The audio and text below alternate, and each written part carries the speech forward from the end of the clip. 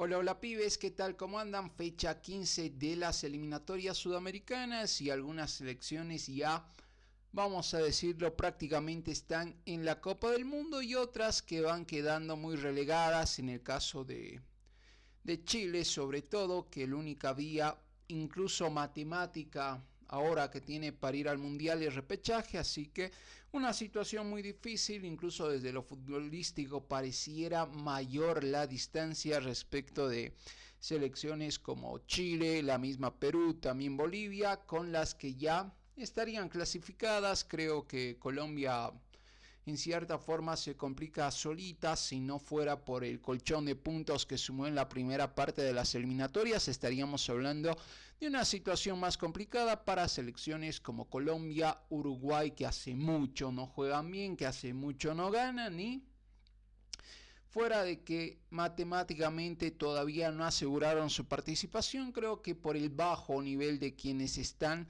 fuera de clasificación no hay peligro para estas selecciones respecto a que estén en el mundial. Además tienen partidos que dentro de todo pueden aprovechar para asegurar su boleto. La misma selección uruguaya, que en un mano a mano, vamos a decirlo, en la próxima fecha recibe a Venezuela, y Colombia, que en la fecha 17 será local ante Bolivia, y quienes no despiertan ante Bolivia. Las selecciones que están mal habitualmente encuentran su mejor versión frente a la selección boliviana, que en una final no dio la talla, hay que decirlo, no dio la talla ante Venezuela y prácticamente se va despidiendo del mundial. Fuera que, ojo, tiene chances y grandes chances matemáticas por lo que se le viene, porque a Venezuela le toca visitar escenarios muy complicados, Argentina, Uruguay, y prácticamente es muy difícil que gane esos partidos. Es fútbol, sí, después puede ganar y demás, pero es una situación complicada. Y también recibir a Colombia, y Colombia que no llega en una situación de haber asegurado su boleto, en una situación de tranquilidad,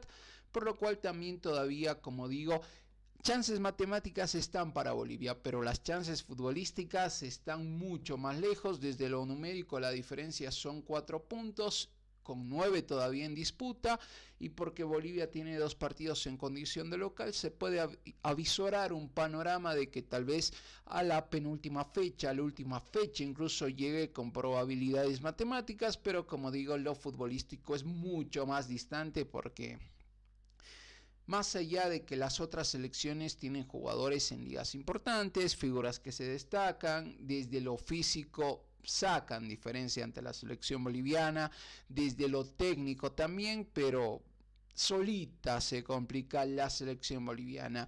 En otro video estaré puntualizando el tema de la selección boliviana y ese partido para el olvido ante la selección Venezuela, y Venezuela que no se despeinó, pero hizo lo suficiente para ganar 2-0 y seguir soñando con su primera Copa del Mundo. El primer partido de esta fecha 15 se daba entre Paraguay y Uruguay, y Paraguay, la sensación de esta parte de este tramo de las eliminatorias. ¿Qué hizo Lechuga Alfaro? ¿Cómo despertó a esta albirroja? Y si quedaba muy lejos ya aquella selección del 2010 que con el Tata Martino, también incluso la selección paraguaya que llegó a la final de la Copa América en el 2011, y después de ahí en más no se encontró una buena versión de Paraguay. Incluso es histórica goleada en semifinales, si no me equivoco, de la Copa América 2015. Fuera de eso, Paraguay podemos asemejar en ciertas cosas a Uruguay desde el tema de la garra. Siempre es un equipo que saca plus habitualmente, fuera que desde lo futbolístico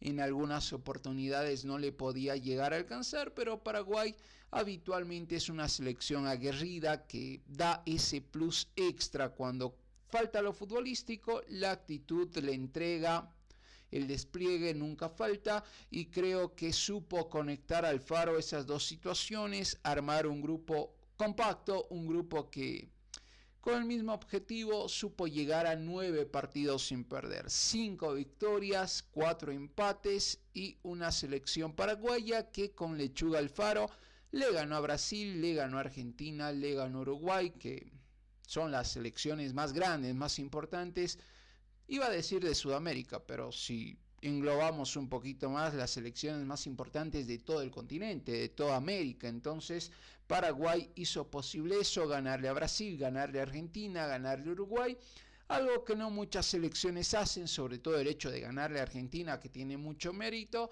y ya contra Brasil, contra Uruguay tampoco es para quitarle méritos, aunque son selecciones que no están teniendo su mejor presente, pero Paraguay junto con Argentina, las únicas selecciones invictas este 2025 en eliminatorias, y desde que llegó Alfaro, la selección paraguaya es la que más puntos sumó. Estamos hablando de 19 puntos en 9 partidos, una locura, prácticamente cerquita, mucho más del 50% en cuanto a porcentaje de puntos de Lechuga Alfaro, que ya a estas alturas, hay que decirlo, termina clasificando a Paraguay al próximo mundial. E increíble lo que pasa, porque cuando llegó Alfaro, Paraguay estaba en el 8º puesto, entre comillas, Bolivia le sacaba cierta ventaja y quedaba ese partido entre Bolivia y Paraguay en el alto, que uno avisoraba con una situación complicada, porque Paraguay y Uruguay son selecciones que habitualmente, junto con Perú, no suman puntos cuando les toca visitar a Bolivia. Pero Paraguay cambió la actitud, la mentalidad, sumó puntos importantes en casa y partidos complicados, porque ante Bolivia estaba perdiendo tanto en el primer y en el segundo tanto, partido que termina 2-2, pero Paraguay iba desde la desventaja. Ni qué decir ante Colombia, que también empezó perdiendo 2-0, pero luego pudo sumar un empate, y de esta forma la selección paraguaya fue logrando superar dificultades que anímicamente también permitieron crecer al grupo. Pero como lo digo, no es solo una selección anímica, una selección de actitud, también es una selección que cuando tiene que jugar al fútbol lo hace, y lo hace bien, porque tiene jugadores de buen pie, porque tiene un equipo compacto que encuentra solidez en la parte defensiva, pero también cuando tiene que atacar tiene con que. No es solo una selección de balón parado que habitualmente uno puede pensar de Paraguay. Si Paraguay te ataca, una de sus armas obviamente es el tema del cabezazo, que siempre los paraguayos se destacan por eso, pero esta selección también apela a muchos más recursos. Qué jugador que es Enciso, que esperemos que pueda empezar pronto a tener más minutos en la Premier en un equipo importante. No sé si entre el Big Six, pero que de a poco pueda seguir haciéndose espacio, porque en Brighton hacía cosas interesantes, luego se dio la salida, el préstamo a otro equipo, y ahora creo que Enciso puede dar el salto, porque tiene con qué. Debutó muy jovencito en Copa Libertadores con Libertad de Paraguay justamente, y empezaba a hacer goles, se fue al viejo continente, y creo que aprovechó el hecho de irse muy joven a Inglaterra, porque está creciendo mucho futbolísticamente, y por el bien también del fútbol sudamericano, porque fuera de que es paraguayo, es un jugador muy joven, tiene mucho talento, y creo que tiene mucho para crecer. Lo importante para él será no estancarse, porque tiene muchos años de carrera, así que Enciso es una de las figuras, porque en sí el equipo termina destacándose en Paraguay. Galarza el 13 y Enciso de penal. Araujo que vuelve a salir en la foto, y vuelven a salir esos comentarios tras lo que pasaba en la Champions con el Barça. ¿Qué pasa con Ronald Araujo? Que se complica con el balón. También esas declaraciones de Luis Enrique que se viralizaban respecto a las cualidades futbolísticas de Araujo, que no es un mal jugador, pero en salida muchas veces se complica, y también en esta acción se terminó complicando, que recayó en el penal y posterior gol de la selección paraguaya. Merecida victoria, porque tuvo 12 remates, 5 con dirección al arco, y la posesión es determinante, y esto ya es desde hace mucho. Si bien con Guardiola, al menos en sus primeros años con el Barça, uno empezaba a tentarse más por tener el balón, porque mientras más tienes el balón, más te permite manejar circunstancias del partido, pero cómo lo tienes también es importante. No solo tener alrededor del área sin generar peligro, pases intrascendentales que no signifiquen peligro, viendo las estadísticas pareciera que le pasó eso a Uruguay, porque fuera de los 5 remates, tan solo 1 al arco, el 71% de la posesión no fue suficiente siquiera para que descuenten este partido y que Paraguay saque boleto.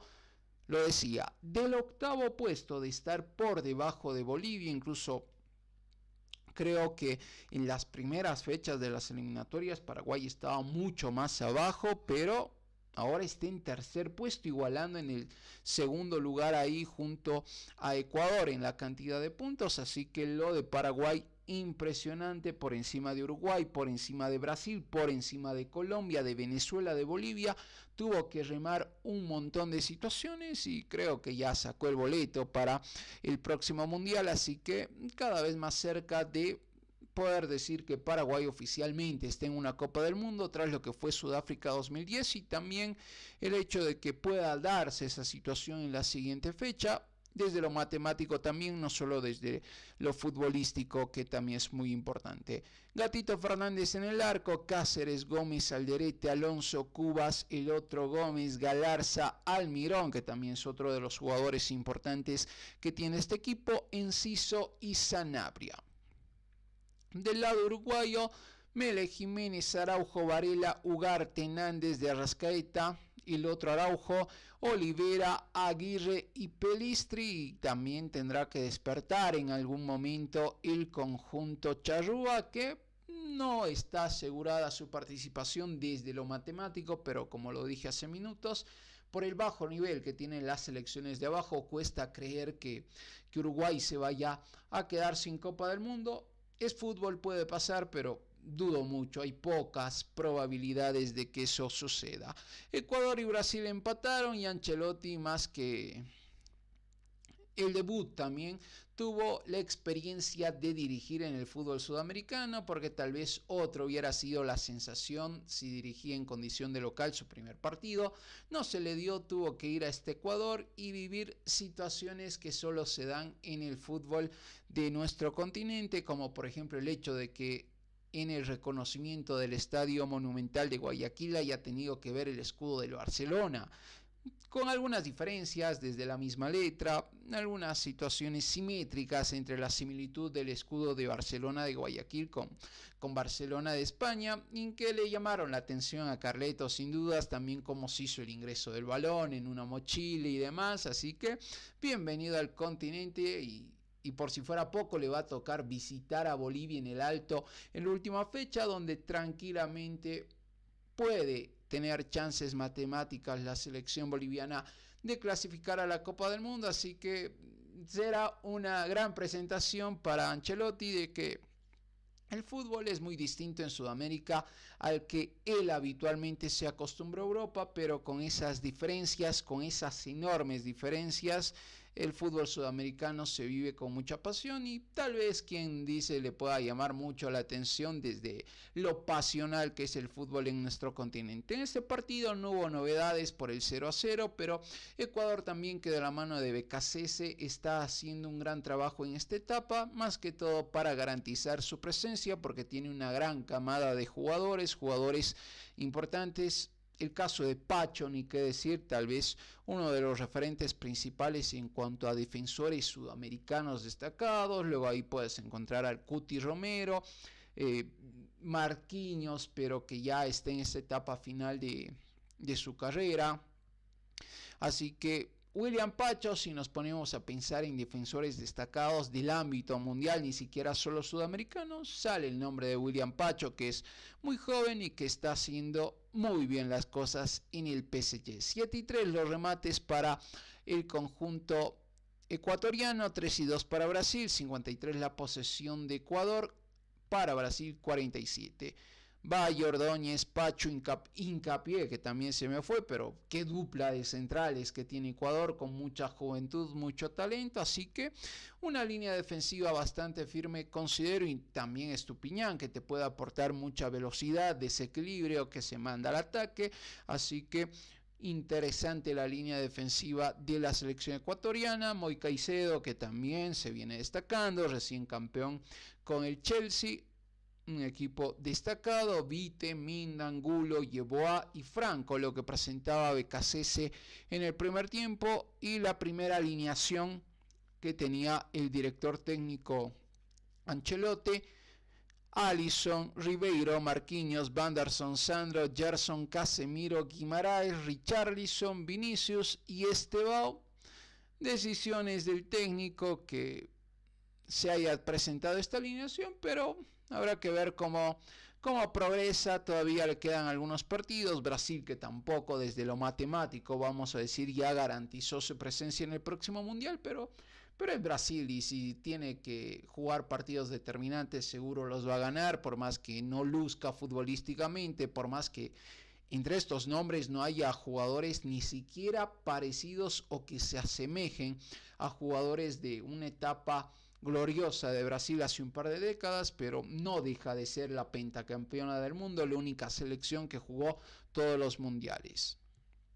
Chile-Argentina, y Chile cada vez más lejos del mundial, y todas las situaciones que se viven con la selección chilena. El mismo Arturo Vidal, que siempre le pone picante al fútbol, como lo destacan muchas personas en redes sociales.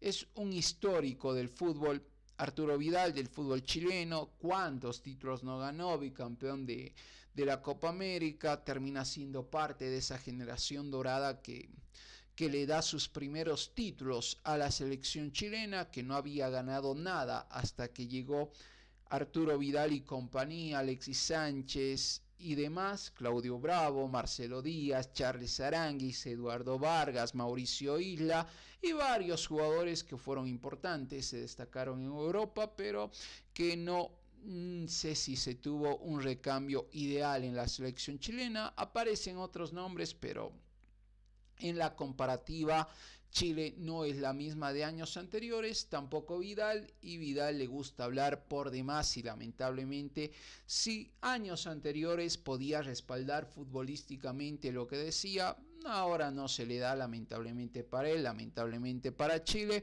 pero también son cosas que tiene el fútbol, eso de la previa, de hablar, pero no le salió bien en este partido y en partidos anteriores para Arturo Vidal. Julián Álvarez, y el golazo que hace Álvarez, cada vez más determinante, más importante para la selección argentina, y cada vez esta Argentina que se está independizando mucho más de Leo Messi, no deja de ser el jugador de los más importantes de la historia, y ni qué decir para la selección argentina, que estadísticamente ya supera a lo que hizo Maradona por el hecho de goles, el hecho de partidos y demás. Tal vez para algunos argentinos que vivieron contemporáneamente lo que hacía Maradona, todavía existe mucha paridad en cuanto a la pelea de quién es el mejor jugador en la historia del fútbol argentino. Creo que son etapas, es muy complicado limitar y decir este jugador es el mejor de toda la historia,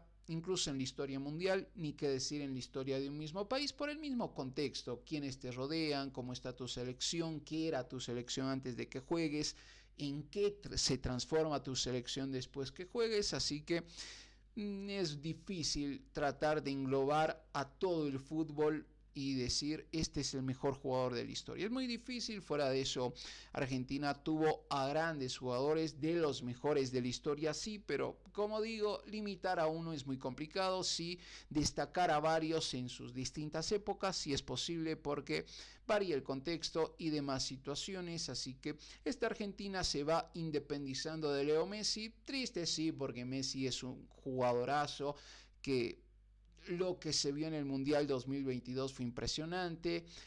Partidos donde antes jugaba solo en la selección argentina, pero que Scaloni le dio otra visión de conjunto al equipo. Y si dependía mucho de Leo Messi cuando Leo Messi estaba en su plenitud física también, ahora cada vez depende menos de Leo Messi. Incluso muchas veces termina no encontrando su lugar futbolístico. Ante Chile ingresó desde el banco, pero tampoco es que que haya vuelto a lucir. Obviamente se debe también a la competencia semana tras semana que tiene en el fútbol norteamericano con el Inter Miami, pero la selección argentina está en un momento muy alto desde lo anímico, desde lo futbolístico, que aparecen nuevas figuras, y también el mismo debut de Mastantuono, que se habla que ya se va al Real Madrid, puede ser en diciembre, puede ser tras el Mundial de Clubes, puede ser ahora mismo, ya dependerá del acuerdo que tengan esos equipos. Y hablando de un jugador jovencito en uno de los equipos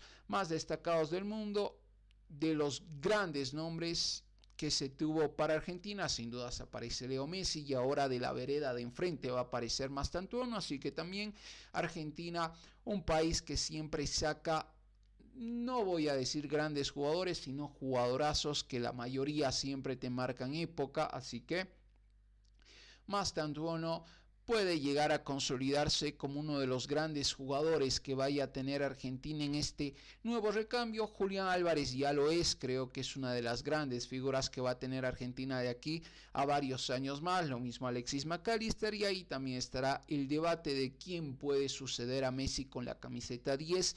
Si tal vez Mastantuono desde que llega al Real Madrid termina demostrando que es un crack, tranquilamente con el tiempo Mastantuono puede llegar a suplir esa camiseta 10, o en todo caso el mismo Julián Álvarez, que desde la entrega, desde lo futbolístico, desde lo que aporta, también merecería en cierta forma llevar la 10, o en todo caso el mismo Alexis McAllister, que desde lo futbolístico, desde lo posicional también sería quien pueda llegar a vestir esa camiseta, pero eso es a futuro. De momento Argentina ya tiene su boleto más que asegurado, y no solo eso, si la doble fecha anterior decíamos que matemáticamente Argentina ya estaba en el próximo mundial, ahora matemáticamente aseguró el primer puesto. No hay chance de que le quiten el primer lugar, porque le sacó 10 puntos de diferencia a Ecuador y a Paraguay, que son los segundos en cuanto a puntos en eliminatorias. Así que lo de Argentina es una locura. Falta de 3 partidos, no solo aseguró su boleto al próximo mundial, sino que va a acabar en el primer puesto. Increíble el momento que está viviendo.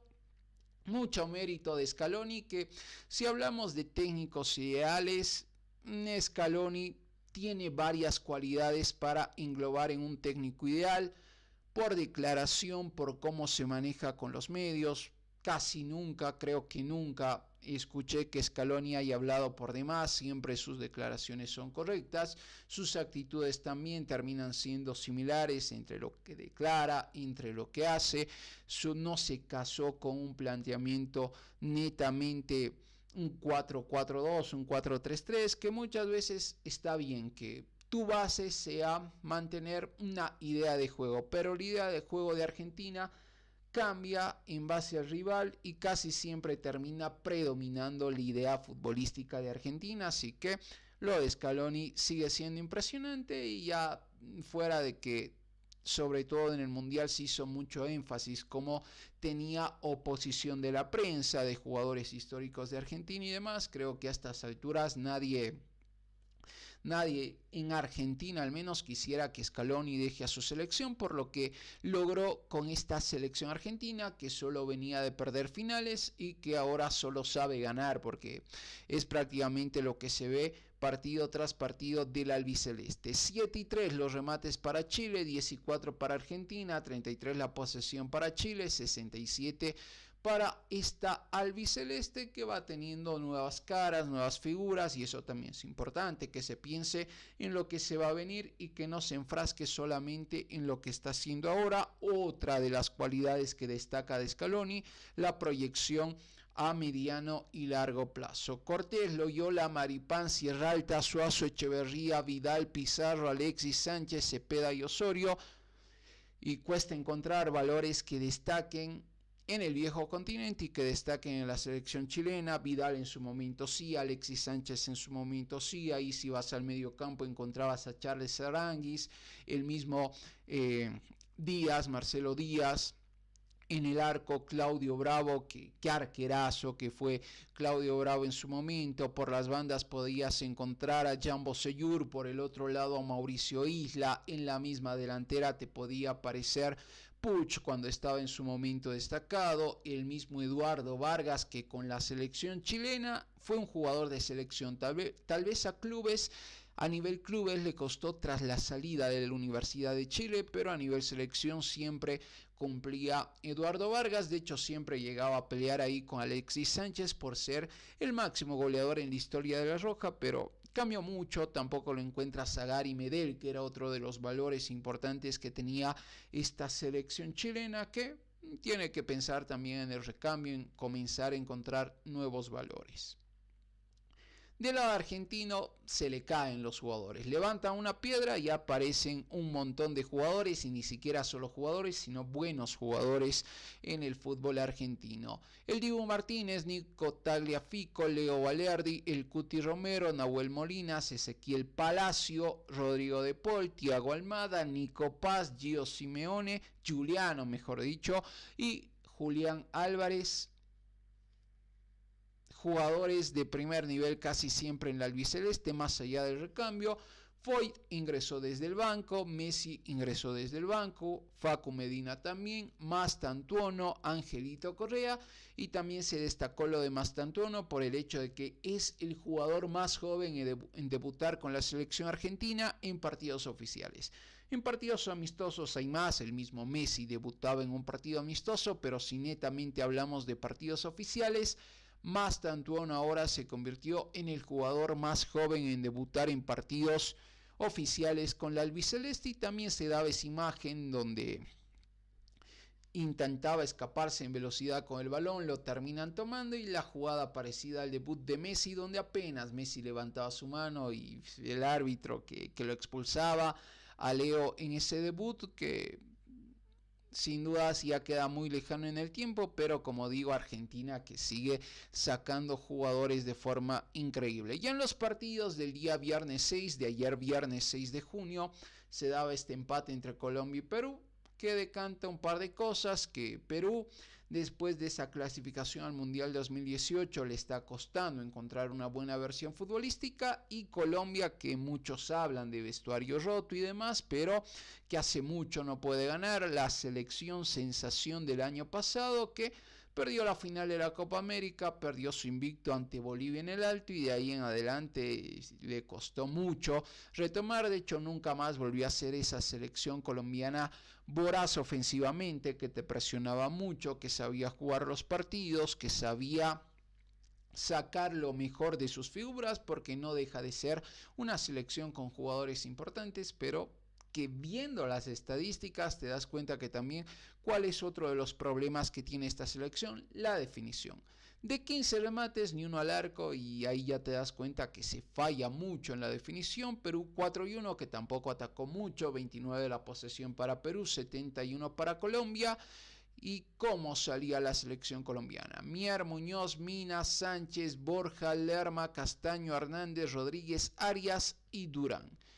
Del lado visitante, Galese, Garcés, Zambrano, Advíncula, Tapia, Aquino, López, Reina, Flores, Polo y Guerrero. Muchos nombres que se repiten de esa gran selección peruana del 18, pero que también en algún momento tendrá que hacer recambios para no quedarse enfrascado en lo que fue aquel último gran logro, también el subcampeonato de la Copa América en el 2019, pero de ahí en adelante la selección peruana fue no encontrando una buena versión. Y aquí, sin quitarle mérito a Venezuela, porque la selección vinotinto termina ganando 2-0, cada vez que aceleró generó peligro, tampoco es que aceleró mucho, como lo decía al principio, no se despeinó y ganó 2-0. En otro video voy a entrar a más profundidad con este tema, pero Héctor Cuellar al minuto 5 un autogol, Venezuela ni siquiera se había acercado al área del Billy Vizcarra, y entre Cuellar y Vizcarra se encargaron de perder este partido. Más allá de caer en los nombres, pero sin dudas Bolivia se ganó solita. Rondón, qué delantero que es Ramón Rondón, no por nada el capitán, el baluarte en la cancha que tiene este equipo venezolano, fuera de que aparecen nombres importantes: Telasco Segovia, ahí puedes encontrar Sotelo, que jugó poquito en este partido, pero es importante, Ferraresi en la zona defensiva, Romo en el arco. Bello también ahí por el medio sector, jugadores importantes que tiene la selección venezolana, Joseph Martínez también, pero que si hablas de un estandarte del capitán, Rondón por supuesto que siempre te cumple. 15 los remates para Venezuela, que como dije generó mucho peligro porque aceleró en un par de veces y siempre daba la sensación de que te podía hacer un gol, pero no es que aceleró mucho, no es que se vio mucha intensidad, pero es porque el partido se puso en bandeja para la selección venezolana, que tampoco necesitó hacer mucho para ganar. 9-2 para Bolivia, la jugada más clara, el 3-2 de Lucas Chávez que pegó en el palo, 60 la posesión para Bolivia, 40 para Venezuela, y hasta ahí nomás para no spoilear mucho sobre este partido que decía estaré tocando más en otro video. Posiciones, como queda Argentina con 34, que fuera de esa derrota, que esta cruz roja que está marcada aquí en la tabla es por Paraguay. Paraguay le ganó a Argentina, de ahí en adelante Argentina volvió a ganar todo como casi siempre. 34 puntos para el albiceleste, 11 ganados, impresionante. Un empate, 3 derrotas, fuera de que son 3 derrotas.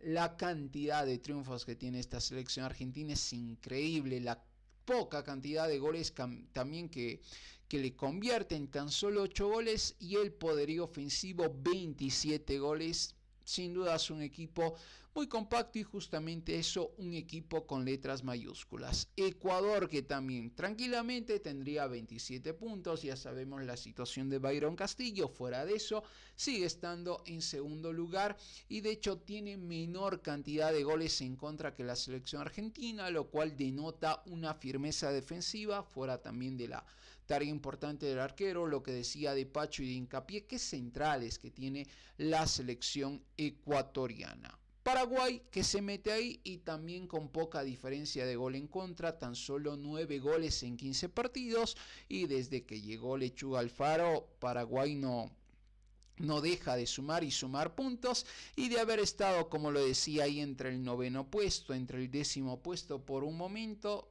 Numéricamente se puso en segundo lugar de estas eliminatorias por un tema gol de diferencia, está tercero, pero quien te dice que Paraguay no termine llevándose ese segundo lugar, y no sería descabellado por el momento futbolístico que vive la albirroja. Brasil que está en cuarto lugar con 22 y Brasil que tendrá que despertar con Ancelotti, es lo que justamente se busca con el italiano. Quinto puesto para Uruguay con 21, Colombia también con 21 en el sexto puesto. No están clasificados matemáticamente, pero no están pasando por su mejor momento futbolísticamente, pero por lo que presenta Bolivia, Perú, ni qué decir Chile y Venezuela, que también está con esa situación de tal vez incluso manejar esta situación de clasificar por primera vez en la historia un mundial, puede significar una presión que no permite encontrar la mejor versión futbolística la vinotinto, por lo cual por esos factores creo que Brasil, Uruguay, Colombia ya están clasificados al mundial, fuera de que es fútbol y quien dice se terminan cayendo en las últimas jornadas, pero parece difícil, así que es lo que va pintando este grupo. Venezuela con 18, Bolivia 14, Perú 11 y Chile 10, que se viene la próxima fecha, porque ya el martes tenemos, y el martes se juegan todos los partidos de la 16ª jornada. Bolivia-Chile, una final para Bolivia, ni qué decir para Chile, si tiene alguna mínima ilusión necesita ganar en el alto. Este partido a las 4 p.m. de Bolivia, a las 7 p.m. Uruguay-Venezuela, a las 8 p.m. Argentina-Colombia, que partidazo. Brasil-Paraguay, ni qué decir, a las 8:45, y es un mano a mano, porque si Paraguay termina no perdiendo incluso en este partido, casi seguro que va a terminar por encima de Brasil las eliminatorias. Perú-Ecuador, la última esperanza tal vez también para Perú, y Ecuador buscando seguir por este camino de sumar puntos. Un poquito, pibes, de lo que fue la jornada 15 de las eliminatorias. Atentos al canal, ya vamos a tener nuevo video las historias de los jugadores, el análisis de eliminatorias, Copa Libertadores y demás, así que también se viene el Mundial de Clubes, así que atentos como siempre, suscríbanse, denle like, comenten, compartan, pueden ir a Facebook, a TikTok también para seguirme, así que eso fue un poquito del análisis de esta fecha 15 y Bolivia que lamentablemente se ganó solita, sin quitarle mérito a Venezuela, que hizo lo justo, lo necesario para soñar con el Mundial, así que también las felicitaciones para los que son de Venezuela, ni que decir para los paraguayos que están en un momento bastante alto anímicamente y futbolísticamente. Argentina, que también y no sé, habría que ver en un partido Argentina-Paraguay, pero por ahí está la selección que mejor va jugando, que tiene mejor actualidad en el fútbol sudamericano, y Ecuador, que también se puede meter tranquilamente en esa pelea. Nos vemos en un próximo video, pibes. Chau, chau.